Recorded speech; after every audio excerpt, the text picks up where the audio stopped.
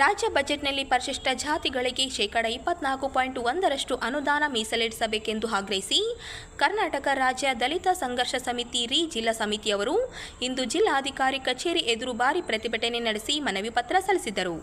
ಜಿಲ್ಲಾ ಸಂಚಾಲಕ ಚಿದಾನಂದ ಅರೋಲಿ ನೇತೃತ್ವದಲ್ಲಿ ನಡೆದ ಹೋರಾಟದಲ್ಲಿ ನೂರಾರು ಕಾರ್ಯಕರ್ತರು ಭಾಗವಹಿಸಿ ಸರ್ಕಾರದ ವಿರುದ್ಧ ಘೋಷಣೆಗಳನ್ನು ಕೂಗಿ ಆಕ್ರೋಶ ವ್ಯಕ್ತಪಡಿಸಿದರು. ಬಳಿಕ ಜಿಲ್ಲಾಧಿಕಾರಿಗಳ ಮುಖಾಂತರ ಮುಖ್ಯಮಂತ್ರಿಯಾದ ಸಿದ್ದರಾಮಯ್ಯ ಅವರಿಗೆ ಮನವಿ ರವಾನಿಸಲಾಯಿತು.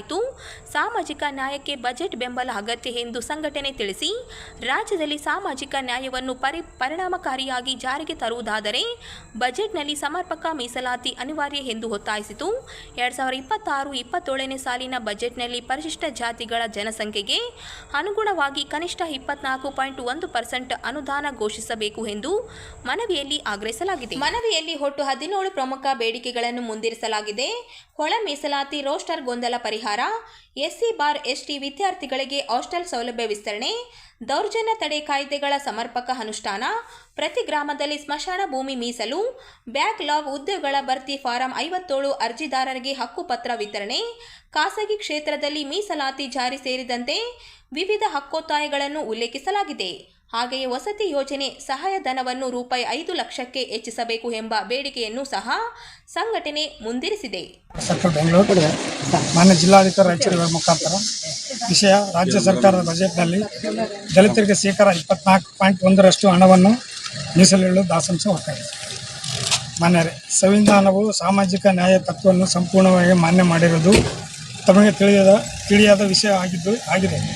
ರಾಜ್ಯದಲ್ಲಿ ಸಾಮಾಜಿಕ ನ್ಯಾಯ ಈಡೇರಿಸುವ ಜನಪ್ರಿಯ ಮತ್ತು ಬದ್ಧತೆ ಇರುವ ಮುಖ್ಯಮಂತ್ರಿ ಎಂದು ತಾವು ಖ್ಯಾತರಾಗಿರುತ್ತೀರಿ.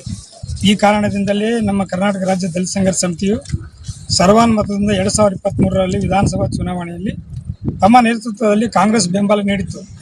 ರಾಜ್ಯದ ಎಲ್ಲ ಜಿಲ್ಲಾ ಶಾಖೆಗಳಲ್ಲಿ ಹೊಂದಿರುವ ನಮ್ಮ ಕರ್ನಾಟಕ ರಾಜ್ಯ ದಲಿತ ಸಂಘರ್ಷ ಸಮಿತಿ ಪ್ರತಿ ಕ್ಷೇತ್ರದಲ್ಲಿ ಕಾಂಗ್ರೆಸ್ ಪರವಾಗಿ ಮತಗಳನ್ನು ಚಲಾವಣೆ ಆಗುವಂತೆ ನೋಡಿಕೊಂಡಿತ್ತು. ರಾಜ್ಯದ ದಲಿತ ಸಂಘಟನೆಗಳ ಈ ಕೊಡುಗೆಯನ್ನು ತಾವು ಕೂಡ ಬೆಂಗಳೂರಿನಲ್ಲಿ ಪುರಭವನದಲ್ಲಿ ನಡೆಸಲಾದ ಸಮಾವೇಶದಲ್ಲಿ ಸ್ಮರಿಸುತ್ತೀರಿ. ತಮ್ಮ ಆಡಳಿತ ಅವಧಿಯಲ್ಲಿ ರಾಜ್ಯದ ದಲಿತ, ಹಿಂದುಳಿದ, ಅಲ್ಪಸಂಖ್ಯಾತರ ಮತ್ತು ಸಮಸ್ತ ಶೋಷಿತ ಸಮುದಾಯಗಳ ಸರ್ವಾಂಗೀಣ ಪ್ರಗತಿ ಆಗಬೇಕಾದರೆ ತಾವುಗಳ ಬಜೆಟ್ನಲ್ಲಿ ಶೇಕಡ 24.1% ಹಣವನ್ನು ಮೀಸಲಿಡಬೇಕೆಂದು ಒತ್ತಾಯಿಸುತ್ತೇವೆ.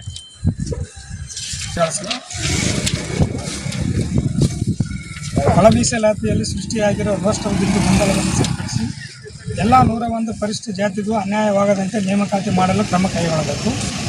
ಹಾಸ್ಟೆಲ್ಗಳಿಗೆ ಪೀಠೋಪಕರಣ ಮತ್ತು ಪಾಠೋಪಕರಣ ಸಮರ್ಪಕವಾಗಿ ಪೂರೈಕೆಯಾಗಬೇಕು ಹಾಗೂ ನಿರಂತರ ಪಾಠ ಏರ್ಪಡಬೇಕು.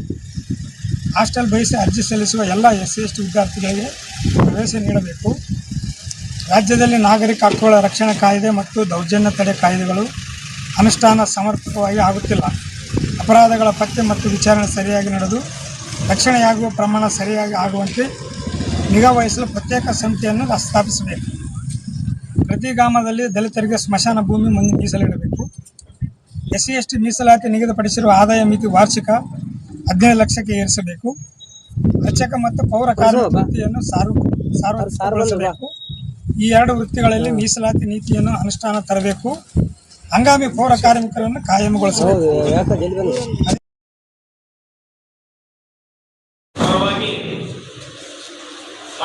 ಮಾರ್ಚ್ 6ರಂದು ಮಂಡಿಸುವ ಆಯವ್ಯಯ ಬಜೆಟ್ನಲ್ಲಿ ಮುಖ್ಯಮಂತ್ರಿ ಸಿದ್ದರಾಮಯ್ಯ ಅವರು ಯರಗೇರ ಹೋಬಳಿಯನ್ನು ತಾಲೂಕು ಕೇಂದ್ರವನ್ನಾಗಿ ಘೋಷಣೆ ಮಾಡುವ ಆಶಾಭಾವನೆ ಹೊಂದಲಾಗಿದೆ ಎಂದು ಯರಗೇರ ತಾಲೂಕು ರಚನೆ ಹೋರಾಟ ಸಮಿತಿ ಅಧ್ಯಕ್ಷ ನಿಜಾಮುದ್ದೀನ್ ಅವರು ಹೇಳಿದರು.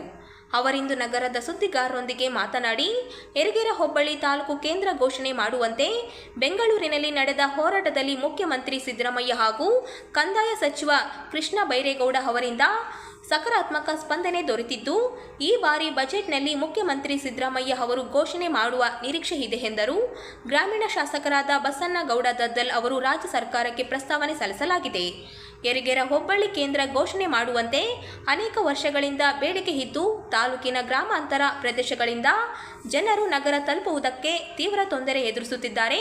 ಗ್ರಾಮಾಂತರ ಪ್ರದೇಶ ಅಭಿವೃದ್ಧಿ ಆಗಬೇಕಾದರೆ ಯರಗೇರವನ್ನು ನೂತನ ತಾಲೂಕು ಕೇಂದ್ರವೆಂದು ಘೋಷಣೆ ಮಾಡಿದರೆ 19 ಗ್ರಾಮ ಪಂಚಾಯಿತಿ ವ್ಯಾಪ್ತಿ ಬರುವ ಸಾರ್ವಜನಿಕರಿಗೆ ಅನುಕೂಲವಾಗಲಿದೆ ಎಂದರು. ಯರಗೇರ ತಾಲೂಕು ಕೇಂದ್ರ ಅರ್ಹತೆ ಹೊಂದಿದೆ. ಯರಗೇರ ಹೋಬಳಿ ಕೇಂದ್ರವನ್ನು ತಾಲೂಕು ಕೇಂದ್ರವನ್ನಾಗಿ ಘೋಷಣೆ ಮಾಡಲಿಕ್ಕೆ ನಾವು ಪ್ರಯತ್ನ ಮಾಡ್ತೀವಲ್ಲ ಮಾತನ್ನು ನಾವು ನಮ್ಮ ನಿಯೋಗವು 2025ರಲ್ಲಿ ಬೃಹತ್ ಪ್ರತಿಭಟನೆ ಫ್ರೀಡಂ ಪಾರ್ಕ್ ಬೆಂಗಳೂರಿನಲ್ಲಿ ಹಮ್ಮಿಕೊಂಡಾಗ ಅವತ್ತು ಪ್ರತಿಭಟನೆ ಮಾಡಿದ ನಂತರ ಮರುದಿವಸ ನಾವು ಮಾನ್ಯ ಮುಖ್ಯಮಂತ್ರಿಯವರಿಗೆ ನೇರವಾಗಿ ಅವರ ಗೃಹ ಕಚೇರಿಗೆ ಭೇಟಿಯಾದಾಗ ಮಾನ್ಯ ಮುಖ್ಯಮಂತ್ರಿಯವರು ನಮಗೆ ಉತ್ತಮವಾದಂತಹ ಸ್ಪಂದನೆ ನೀಡಿ 2026ರ ಆಯವ್ಯಯದಲ್ಲಿ ತಾಲೂಕನ್ನು ಘೋಷಣೆ ಮಾಡಲಿಕ್ಕೆ ನಾವು ಒಂದು ಗುರಿಯನ್ನು ಇಟ್ಕೊಂಡಿದ್ದೇವೆ ಅನ್ನೋ ಮಾತನ್ನು ಹೇಳಿದರು. ಆ ಒಂದು ಸಂದರ್ಭದಲ್ಲಿ ನಮ್ಮ ಕ್ಷೇತ್ರದ ಮಾನ್ಯ ಶಾಸಕರಾದಂತಹ ಸನ್ಮಾನ್ಯ ಬಸನಗೌಡ ದತ್ತಲ್ ಅವರು ಸಹಿತ ಬಹಳ ಉತ್ತಮವಾದಂತಹ ಸ್ಪಂದನೆಯನ್ನು ನೀಡಿದ್ದು ಅವರು ಸಹಿತ ಈಗಾಗಲೇ ಸಕಾರಾತ್ಮಕವಾಗಿ ಯಲಗೇರ ಹೋಬಳಿಯನ್ನು ತಾಲೂಕಾ ಕೇಂದ್ರವನ್ನಾಗಿ ಘೋಷಣೆ ಮಾಡಬೇಕಂತೇಳಿ ಈಗಾಗಲೇ ರಾಜ್ಯ ಸರ್ಕಾರಕ್ಕೆ ಪ್ರಸ್ತಾವನೆಯನ್ನು ಸಲ್ಲಿಸುತ್ತೂ ಇರುತ್ತದೆ. ಈ ಒಂದು ಸಂದರ್ಭದಲ್ಲಿ ಮಾನ್ಯ ಶಾಸಕರಿಗೆ ರಾಜ್ಯ ಸರ್ಕಾರಕ್ಕೆ ಪ್ರಸ್ತಾವನೆ ಸಲ್ಲಿಸಿರುವುದಕ್ಕೆ ನಮ್ಮ ಯಲಗೇರ ತಾಲೂಕಾ ರಚನೆ ಹೋರಾಟ ಸಮಿತಿಯ ಪರವಾಗಿ ಅವರಿಗೆ ಹೃದಯಪೂರ್ವಕವಾದಂತಹ ಅಭಿನಂದನೆಗಳನ್ನು ತಮ್ಮ ಮುಖಾಂತರ ಸಲ್ಲಿಸಲಿಕ್ಕೆ ಬಯಸ್ತಾ ಇದ್ದೇನೆ. ಈಗಾಗಲೇ ನಮ್ಮ ಯಲಗೇರ ಹೋಬಳಿ ಕೇಂದ್ರವು ತಾಲೂಕಾ ಕೇಂದ್ರವನ್ನಾಗಿ ಘೋಷಣೆಯಾಗಲು ಎಲ್ಲಾ ರೀತಿಯ ಅರ್ಹತೆಗಳು ಹೊಂದಿದ್ದು ವಿಶೇಷವಾಗಿ 326 ಎಕರೆ ಜಮೀನು ಸರ್ಕಾರಿ ಜಮೀನಿದ್ದು ಅದರ ಜೊತೆಯಲ್ಲಿಯೇ ಸುಮಾರು ಈಗಾಗಲೇ ಶ್ರೀ ಆದಿಕವಿ ಮಹರ್ಷಿ ವಾಲ್ಮೀಕಿ ವಿಶ್ವವಿದ್ಯಾಲಯಕ್ಕೆ 250 ಎಕರೆ ಜಮೀನನ್ನು ನಾವು ಬಿಡುಗಡೆ ಮಾಡಿ ಈಗಾಗಲೇ ಕಂದಾಯ ಇಲಾಖೆಯಲ್ಲಿ ಅವರ ದಾಖಲೆಗಳನ್ನು ಕೊಟ್ಟಿದ್ದೇವೆ. ಆದ್ದರಿಂದ ಮಾನ್ಯ ಮುಖ್ಯಮಂತ್ರಿಯವರು ದಿನಾಂಕ 6ನೇ ಮಾರ್ಚ್ 2026ರಂದು ಆಯವ್ಯಯ ಮಂಡಿಸುವ ನಿರೀಕ್ಷೆ ಇದ್ದು ಆ ಒಂದು ಸಂದರ್ಭದಲ್ಲಿ ಮಾನ್ಯ ಮುಖ್ಯಮಂತ್ರಿಯವರು ನಮ್ಮ ಯಲಗೇರ ಹೋಬಳಿ ಕೇಂದ್ರವನ್ನು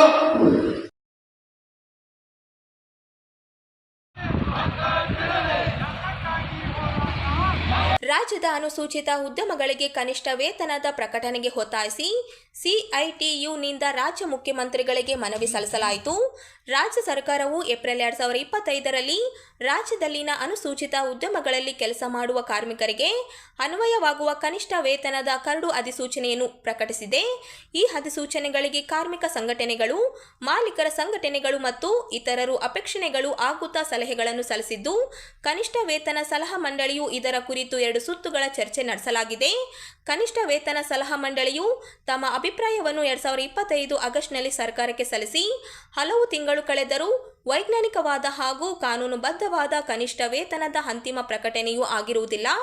ಕನಿಷ್ಠ ವೇತನ ಪರಿಷ್ಕರಣೆಯಾಗಿ 7 ವರ್ಷಗಳು ಕಳೆದಿರುವ ಹಿನ್ನೆಲೆಯಲ್ಲಿ ಅಂತಿಮ ಅಧಿಸೂಚನೆಯನ್ನು ಸರ್ಕಾರವು ಮಾಡದಿರುವುದು ನ್ಯಾಯಸಮ್ಮತವಲ್ಲ ಎಂಬುದನ್ನು ತಮ್ಮ ಗಮನಕ್ಕೆ ತರಲು ಇಚ್ಛಿಸುತ್ತಿದ್ದೇವೆ. ರಾಜ್ಯದ ಸಮಗ್ರ ಅಭಿವೃದ್ಧಿಗೆ ಹಾಗೂ ಲಕ್ಷಾಂತರ ದುರ್ಬಲ ಕಾರ್ಮಿಕ ವರ್ಗಕ್ಕೆ ಆರ್ಥಿಕ ಸ್ವಾವಲಂಬನೆಯನ್ನು ಖಾತರಿಪಡಿಸುವ ಕನಿಷ್ಠ ವೇತನದ ಪ್ರಕಟಣೆಯನ್ನು ಕೂಡಲೇ ರಾಜ್ಯ ಸರ್ಕಾರವು ಮಾಡಬೇಕೆಂದು ತಮ್ಮಲ್ಲಿ ವಿನಂತಿಸುತ್ತಿದ್ದೇವೆ. ಜಿಲ್ಲಾ ಕಾರ್ಮಿಕ ಅಧಿಕಾರಿಗಳ ಮುಖಾಂತರ ಮೇಳಗಳ ಮುಖಾಂತರ ನಾವು ಇವತ್ತು 7 ಸಂಘಟನೆಯವರು ಮತ್ತು ಸಿಐಟಿ ಅಡಿಯಲ್ಲಿ ನಮ್ಗೆ ಏನಂತ ಹೇಳಿದ್ರೆ ಇವತ್ತು ಒಂದು ಅಧಿಸೂಚನೆ ಇದಕ್ಕೆ ಸಂಬಂಧಪಟ್ಟಂಗೆ ಕನಿಷ್ಠ ವೇತನಕ್ಕೆ ಪ್ರಕಟಣೆಗೆ ಒತ್ತಾಯಿಸಿ ನಾವು ಇವತ್ತು ಒಂದು ಮನವಿ ಪತ್ರವನ್ನು ಕೊಡ್ತಾ ಇದ್ದೀವಿ. ಇವತ್ತು ನಮಗೆ ಕಾರ್ಮಿಕ ಅಧಿಕಾರಿಗಳಿಂದ ಒಂದು ಮೊದಲು ತಿಳಿಸಬೇಕು ಅನ್ನೋಂಥ ವಿಚಾರ ಇದೆ. ಮುಂದಿನ ಇದರಿಂದ ನಾವು ತಿಳಿಸ್ತೀವಿ. ನಮಗೇನಂದರೆ ಒಂದು ಕಾರ್ಮಿಕ ಇಲಾಖೆಗೆ ನಾವು ಯಾವಾಗಲೂ ನೇರವಾಗಿ ಪದಾಧಿಕಾರಿಗಳು ಬಂದು ಮೇಡಮ್ ಚೇಂಬರ್ ಮನವಿ ಕೊಟ್ಟಿದ್ದೀವಿ. ಇನ್ಮೇಲಿಂದ ಅದನ್ನು ನಾವು ರೂಲ್ಸ್ನ ಫಾಲೋ ಮಾಡ್ತೀವಿ. ಆಮೇಲೆ ನಮಗೆ ಕೆಲವೊಮ್ಮೆ ರಾಜ್ಯದ ಇಶ್ಯೂಗಳು 2-3 ದಿವಸದ ಹಿಂದೆನೇ ಬರ್ತವೆ. ಹಂಗಿದ್ದಾಗ ನಾವು ಫೋನ್ ಮುಖಾಂತರ ನಾವು ಹೇಳ್ತೀವಿ ಮೇಡಮ್ ಅವರು ಸಹಕಾರ ಮಾಡಬೇಕು ಅನ್ನೋಂಥ ನಾವು ಮನವಿಗೆ ನಾನು ಇದು ಮಾಡ್ತಿದ್ದೀವಿ ನಮ್ಮ ಸಿಐಟಿ ಜಿಲ್ಲಾ ಸಮಿತಿ ಪರವಾಗಿ. ಆಮೇಲೆ ನಾವು ಯಾವುದೇ ಡಿಪಾರ್ಟ್ಮೆಂಟ್ಗೆ ನಮ್ಮ ಪೊಲೀಸ್ ಅಧಿಕಾರಿಗಳೇ ಮಧ್ಯಸ್ಥಿಕೆ ನಾವು ಯಾವುದಕ್ಕೂ ಅಡ್ವಾನ್ಸ್ ಲೆಟರ್ ಕೊಟ್ಟಿಲ್ಲ. ಕಾರ್ಮಿಕ ಅಧಿಕಾರಿಗಳು ಹೇಳ್ತಾರೆ ಅಂದರೆ ಅದು ಫಾಲೋ ಮಾಡ್ತೀವಿ. ಏನು ಅದೇನು ದೊಡ್ಡ ಸಮಸ್ಯೆ, ಒಂದು ಟೆಕ್ನಿಕಲ್ ಇರೋಂಥ ಒಂದು ಸಹಕಾರ ಅವರು ಮಧ್ಯೆ ನಮ್ಮದಿರ್ತಕ್ಕಂಥದ್ದು ಕೋಆಪರೇಷನ್ ತಿಳ್ಕೊಂಡು ನಾವೀಗ ಒಂದು ಕರ್ನಾಟಕ ರಾಜ್ಯದ ಮುಖ್ಯಮಂತ್ರಿಗಳಿಗೆ ಏನಂತ ಹೇಳಿದ್ರೆ ರಾಜ್ಯದ ಅನುಸೂಚಿತ ಉದ್ಯಮಗಳಿಗೆ ಕನಿಷ್ಠ ವೇತನ ಪ್ರಕಟಣೆ ಒತ್ತಾಯಿಸಬೇಕು ಅಂತೇಳಿ ಒಂದು ಮನವಿ ಪತ್ರವನ್ನು ಮಾನ್ಯ ಕಾರ್ಮಿಕ ಅಧಿಕಾರಿಗಳ ಮುಖಾಂತರ ಇದನ್ನ ಸಿಎಂ ಅವರಿಗೆ ಕೊಡಬೇಕು ಮೇಡಮ್ ಅವರು ಅಂತೇಳಿ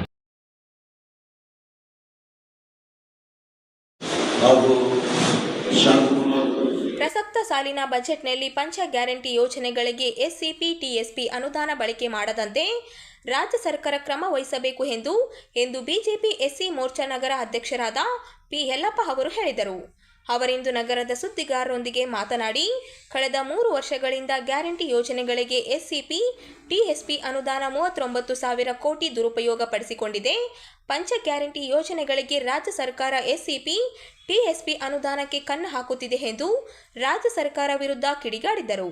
ಈಗ ಮುಖ್ಯಮಂತ್ರಿ ಸಿದ್ದರಾಮಯ್ಯ ಅವರು ಈ ಬಾರಿ ಬಜೆಟ್ನಲ್ಲಿ 15,000 ಕೋಟಿ ಅನುದಾನ ಮೀಸಲಿರಿಸಲು ಸಜ್ಜಾಗಿದ್ದಾರೆ. 70 ಕಾಯ್ದೆಯನ್ನು ತಿದ್ದಿ ಹಾಕಿ ಎಸ್ಸಿಪಿ ಟಿಎಸ್ಪಿ ಕಾಯ್ದೆಯನ್ನು ಬಲಪಡಿಸಿದ್ದು ನಾವು ಎಂದು ಬೆಲೆ ಕಟ್ಟಿಕೊಳ್ಳುವ ಸಿದ್ದರಾಮಯ್ಯ ಒಳಗೊಳಗೆ 7C ಮೂಲಕ ದಲಿತರಿಗೆ ಮೀಸಲು ನಿಧಿಗೆ ಕಣ್ಣು ಹಾಕುತ್ತಿದ್ದಾರೆ. ಏನ್ ಮಾಡಬೇಕು? ಕನ್ನ ಹಾಕ್ತಾ ಇದ್ದಾರಲ್ಲ, ನೀವೇನ್ ಮಾಡ್ತೀವಿ? ಅಂತದ್ದು ನಾವು ಎಸ್ಸಿ ವತಿಯಿಂದ ಎಸ್ಸಿ ಮೋರ್ಚಾದಿಂದ ಬಿಜೆಪಿಯಿಂದ ನಾವು ಪ್ರತಿಭಟನೆ ಮಾಡ್ತೇವೆ.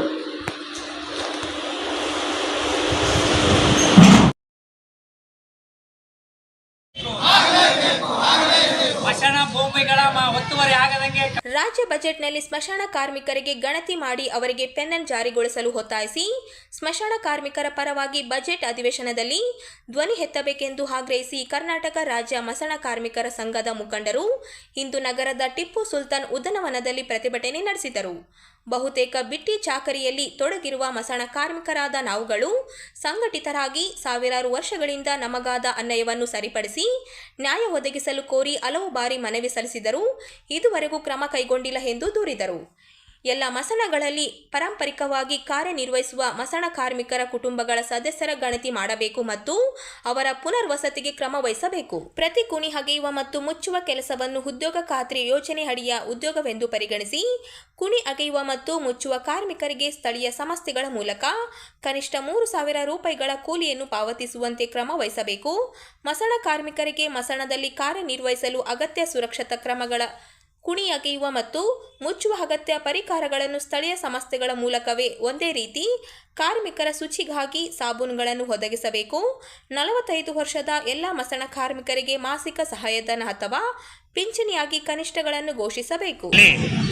ರಾಯಚೂರಿನ ಟಿಪ್ಪು ಸುಲ್ತಾನ್ ಗಾರ್ಡನ್ನಲ್ಲಿ ಪ್ರತಿಭಟನೆ ಮಾಡುವ ಮೂಲಕ ಮಾನ್ಯ ಶಾಸಕರುಗಳಾಗಿರ್ತಕ್ಕಂಥ ಗ್ರಾಮೀಣ ವಿಧಾನಸಭಾ ಕ್ಷೇತ್ರ ಶಾಸಕರು ಬಸನಗೌಡ ದದ್ದಲ್ ಅವರಿಗೆ ಮತ್ತು ನಗರ ವಿಧಾನಸಭಾ ಕ್ಷೇತ್ರದ ಶಾಸಕರಾಗಿರ್ತಕ್ಕಂಥ ಮಾನ್ಯ ಡಾಕ್ಟರ್ ಶಿವರಾಜ್ ಪಾಟೀಲ್ ಅವರಿಗೆ ಹಾಗೂ ಜಿಲ್ಲೆಯ ಸಚಿವರಾಗಿರ್ತಕ್ಕಂಥ ಸನ್ಮಾನ್ಯ NS ಬೋಸರಾಜ್ ಸಾಹೇಬ್ ಅವರಿಗೆ ಮತ್ತು ರಾಜ್ಯ ಸರ್ಕಾರಕ್ಕೆ ಈ ಮೂಲಕ ಒತ್ತಾಯ ಮಾಡ್ತಕ್ಕಂಥ ವಿಚಾರ ಏನಂತಂದರೆ, ಇವತ್ತು ಶತಶತಮಾನಗಳಿಂದ ನಗರ ಮತ್ತು ಗ್ರಾಮೀಣ ಪ್ರದೇಶದಲ್ಲಿ ಸಾರ್ವಜನಿಕರ ಒಂದು ಶವ ಸಂಸ್ಕಾರ ಸಂದರ್ಭದಲ್ಲಿ ಕುಣಿ ಅಗೆಯುವ ಮತ್ತು ಮುಚ್ಚುವ ಕೆಲಸವನ್ನು ಕಳೆದ ಹಲವಾರು ವರ್ಷಗಳಿಂದ ಬಿಟ್ಟಿ ಚಾಕರಿಯಾಗಿ ಇವತ್ತು ನಾವು ಮಸಣ ಕಾರ್ಮಿಕರು ಇಡೀ ರಾಜ್ಯಾದ್ಯಂತ ಮತ್ತು ಜಿಲ್ಲೆಯಾದ್ಯಂತ ಕೂಡ ಕೆಲಸ ನಿರ್ವಹಿಸ್ತಾ ಬಂದಿದ್ದೀವಿ.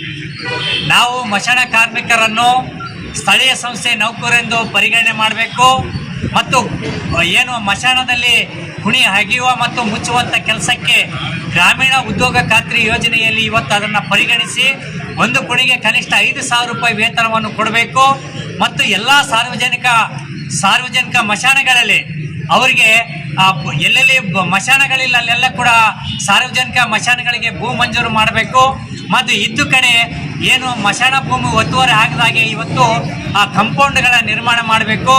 ಪ್ರಮುಖವಾಗಿ 45 ವರ್ಷ ಮೇಲ್ಪಟ್ಟ ಎಲ್ಲ ಮಶಾಣ ಕಾರ್ಮಿಕರಿಗೆ ಕನಿಷ್ಠ 3,000 ರೂಪಾಯಿ ಮಾಸಿಕ ಪಿಂಚಣಿ ವ್ಯವಸ್ಥೆಯನ್ನು ನಾಳೆ ಬರ್ತಕ್ಕಂಥ ರಾಜ್ಯ ಬಜೆಟ್ನಲ್ಲಿ ಘೋಷಣೆ ಮಾಡಬೇಕು ಅಂತೇಳಿ ಇವತ್ತು ಕರ್ನಾಟಕ ರಾಜ್ಯ ಮಶಾಣ ಕಾರ್ಮಿಕರ ಸಂಘಟನೆ ಇವತ್ತು ಹೋರಾಟವನ್ನು ಮಾಡ್ತಾ ಇದ್ದೀವಿ.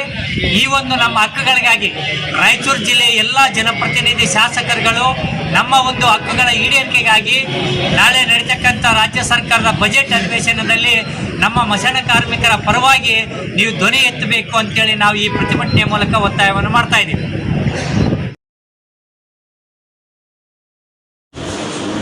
ಪರಿಶಿಷ್ಟ ಜಾತಿಯ ಒಳ ಮೀಸಲಾತಿಯನ್ನು ಮಾರ್ಚ್ 15ರೊಳಗೆ ಜಾರಿಗೊಳಿಸಿ ಇದರ ಅನ್ವಯ 56,000 ಹುದ್ದೆಗಳ ಭರ್ತಿಗೆ ರಾಜ್ಯ ಸರ್ಕಾರ ಅಧಿಸೂಚನೆ ಹೊರಡಿಸಬೇಕು.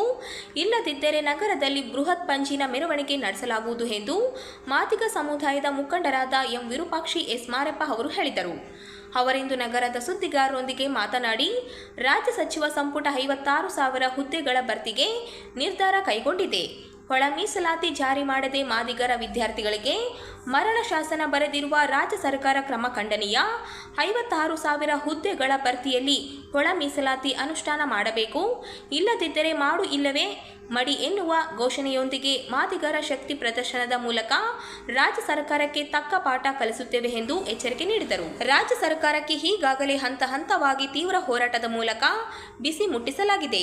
ಕಾಂಗ್ರೆಸ್ ಪಕ್ಷದ ದಲಿತ ಶಾಸಕರು ಪಕ್ಷದ ಗುಲಾಮರಾಗದಂತೆ ಸಾಮಾಜಿಕ ನ್ಯಾಯ ಒಳ ಮೀಸಲಾತಿ ಜಾರಿ ಮಾಡುವಂತೆ ರಾಜ್ಯ ಸರ್ಕಾರದ ಮೇಲೆ ಒತ್ತಡ ಹೇರಬೇಕೆಂದು ಆಗ್ರಹಿಸಿದರು. ಒಳ ಮೀಸಲಾತಿ ಜಾರಿಗೆ ರಾಜ್ಯಪಾಲರು ಅಂಕಿತ ಹಾಕಿದ್ದಾರೆ. ಮಾರ್ಚ್ 15ರೊಳಗೆ ಒಳ ಮೀಸಲಾತಿ ಜಾರಿ ಮಾಡಿ ಹುದ್ದೆಗಳ ಭರ್ತಿಗೆ ಆದೇಶ ಹೊರಡಿಸಬೇಕು.